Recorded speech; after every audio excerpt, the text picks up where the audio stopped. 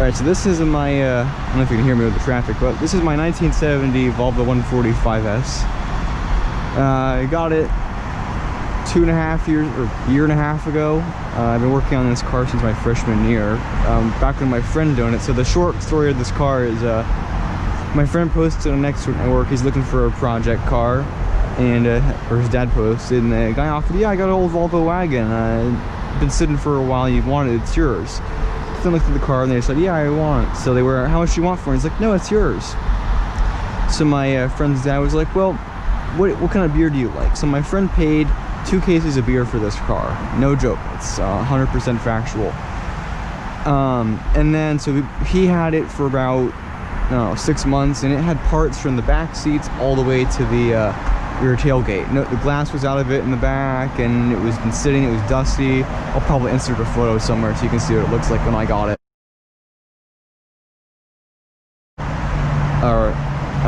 Which was about 3 years after he got it. But so we worked on it on and off, and when I say we, it was mostly me. Nothing wrong with that, he just wasn't as into it as I was. So eventually I was like, all right, let me buy the car from you. So I bought the car, all the parts we had bought, you know, everything for $600 I paid for this thing. And that was about a year and, I don't know, about a year and a half ago. The story with the car was, guy pulled it apart because the transmission blew up. So he rebuilt the engine, rebuilt the trans, put a new axle in it, and then parked it. And then he moved from California, where the car spent most of its life, to Virginia, which is where I am. And then the car sat in his garage since 97, 98. The last tags on it were California plates in 1998, and I think he moved to California the same year. So it basically sat from 1998 till 2019, which is when we got it running. And we got it running, got it driving, and I had to put a different axle on it because that one, and it was completely shot. I had to make a custom fuel system because I couldn't find a correct tank for it. So it's a mostly original car. It's original paint, original block. It's new head. Basically, it's a brand new engine. Pretty original body. The interior's all been redone. The only thing that's original in the interior still is the door cards. I don't know if you can see how dark it is. But it it's a pretty original, nice, unmolested car. I'll show you the engine real quick, and then we'll go for a spin. But it's a very nice car. I've put about 1,500 miles on it since I got it running. There's a little B20B. Single Weber carb on it, DG, I think 4A or something like that. I don't remember off the top of my head. You know, very, very nice, simple, very easy to work on. I just drove 55 miles an hour all the way here. It's got an M40, which is a 4-speed non-overdrive transmission with 410 gears in the back. So it'll run about 55, 60, and that's where it likes to hang out. I don't have a tach, but if I had to guess, that's probably about, I don't know, 3,100, 2,900 RPM. Anyway, let's go for a spin.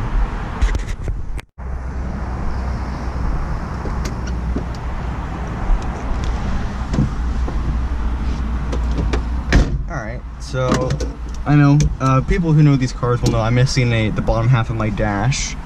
And the reasoning for that is because A, the plastic on it's broken, and B, there's no blower motor, so I'm not putting the dash on. I'll only take it back out when I do finally find a blower motor. By the way, if anybody has a blower motor for a 140 series Volvo, hit me up. Alright, so it's a pretty simple, you know, interior dash, you know.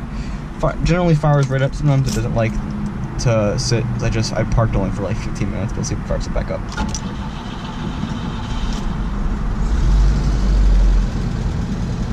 There we go. Manual steering, power brakes, cable clutch. It is not hydraulic. One is weird is the parking brake is on the left side of you, which I don't know why they did that, but that's what they decided to do. I will explain the Porsche shifter knob once we get rolling, but that is there. You know, wing windows, the whole nine. There's no headliner because it was cut out. I don't know why, but it was. So we'll have to, so I just put a racing checkered flag up there. apologize for the noise. It is kind of loud. I have some weird drive shaft vibration, so it kind of drones a little bit from that. So I eventually will get the drive shaft balanced. But other than that, it drives damn near perfect. So we'll get out on the road here. Go for a little ride.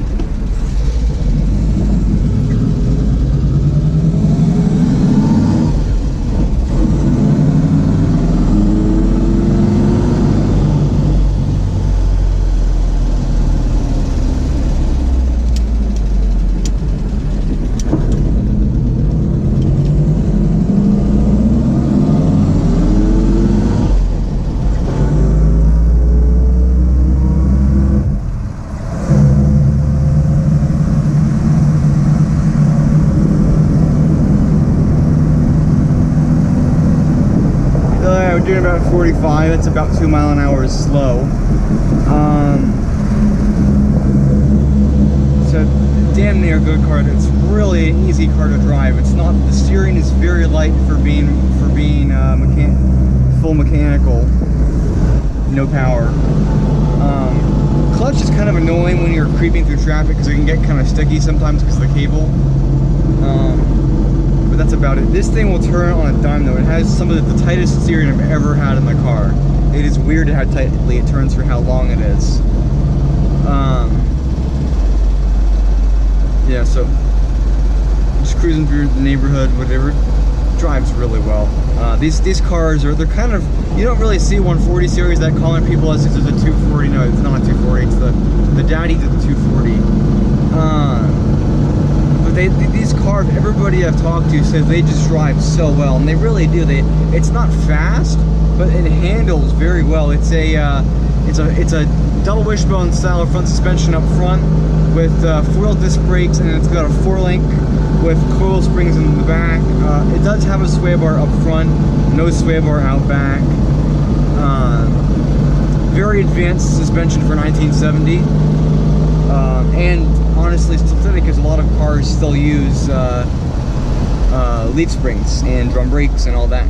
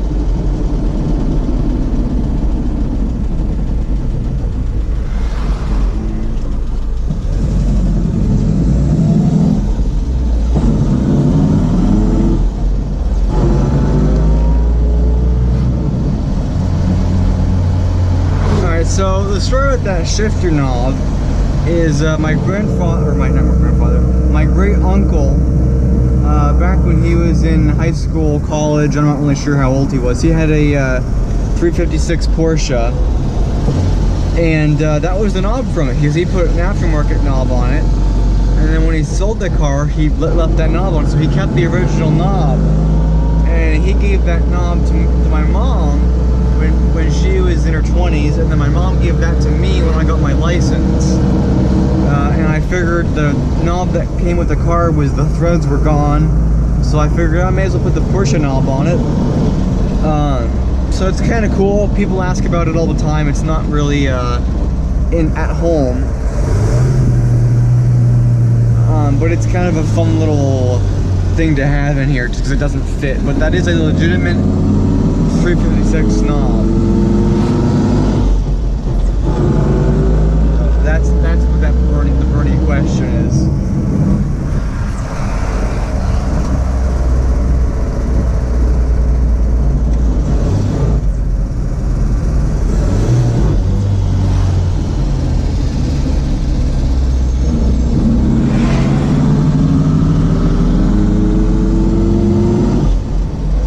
Now this car has only ever broken down on me twice, and they were both for the same issue. This car has a full mechanical throttle linkage, no cables, no drive-by wire, none of that. It's a full linkage, so it's adjustable in 3 places. You can adjust where the linkage attaches to on the linkage that goes to the carb. You can adjust the linkage that where it comes out onto the pedal. I hate this turn. There we go. But you can adjust the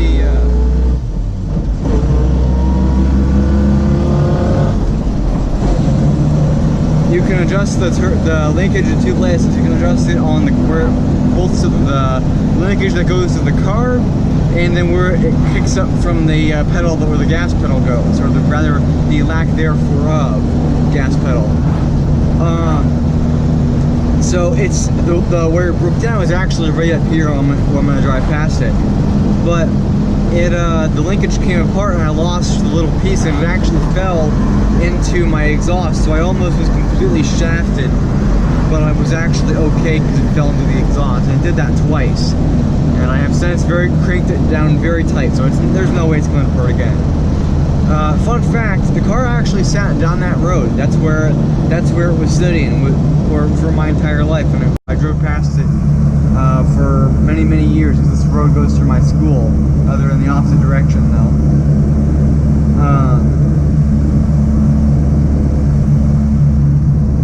That's why I broke down that driveway right there. I lost it. My pedal went limp, and I was like, shit. So I just pushed the clutch in and rolled over there, and I fixed it on the side of the road. So that was fun. That was actually, I think, the first time I ever drove it to school too, which was an experience, because that it wasn't ready to be driven to school yet. My brakes were not 100%. I had a lot of issues with the brakes, which I'm sure I have a video. Actually, I don't even know if I have a video of it, because it was just because I wasn't even focused on filming. I post more often on Instagram at Correct49 on the screen. But long story short, the booster was bad. It had a new master cylinder that came with the car, so I had to put that on. Then the proportioning valve was bad. All of the brake hoses were bad. And then this is a fixed caliper system. So there's 3 bleeding screws on the 2 front and two on the back, or rather 1 bleeding screw on the back caliper. So there's 9 total, or 6, 7, yeah. So you have to bleed them in a specific order, and it takes forever. So the brakes were horrible, and I never want to do it. Have to go through that again, because it sucked. It was a lot of work to get the brakes to work properly.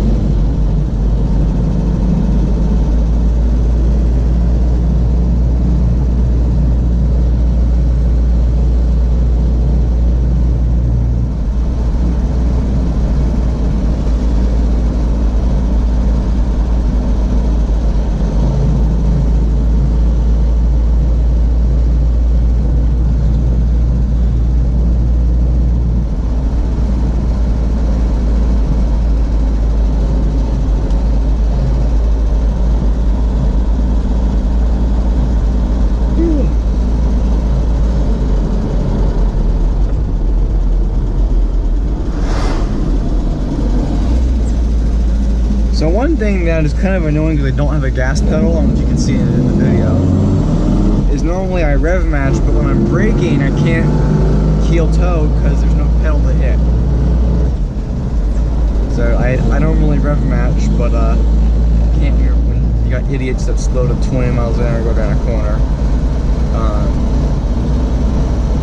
And they brake uphill. So.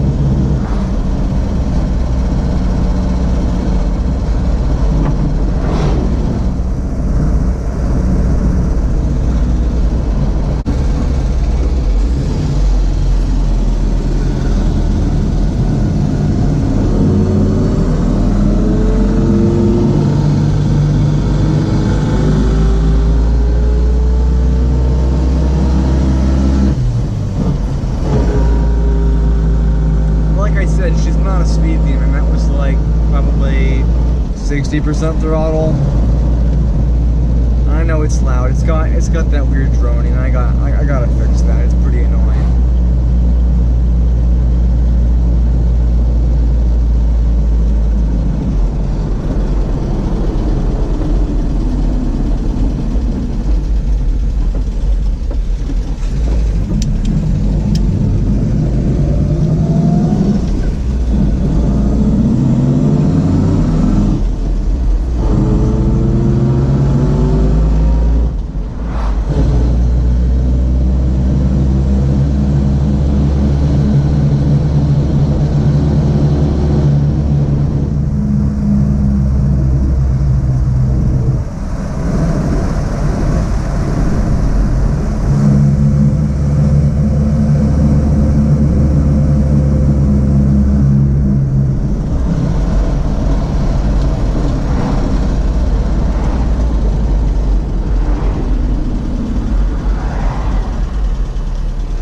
Well, I think that's a good little ride. You guys got to see the car.